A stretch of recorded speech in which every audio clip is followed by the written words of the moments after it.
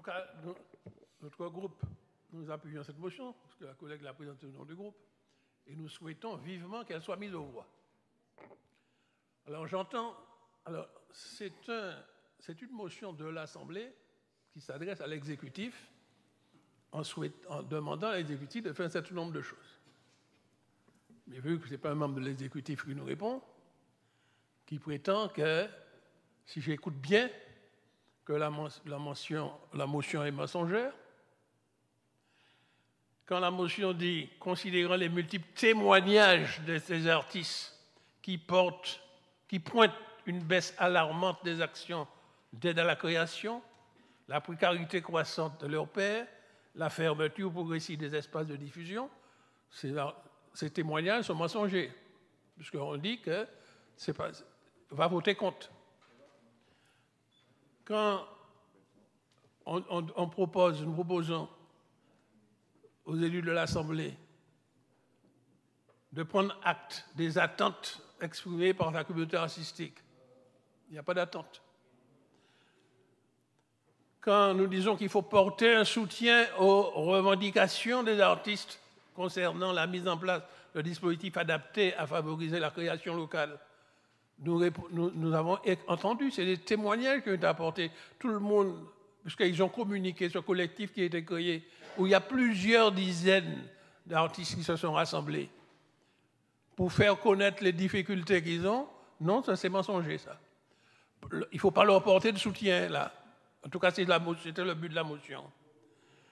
Quand la motion conclut, encourage la CTM, c'est-à-dire l'exécutif, à renforcer la coopération avec les acteurs culturels territoriaux et internationaux afin de promouvoir les artistes martiniquais, où qu'ils se trouvent, pour plus de visibilité et de diffusion.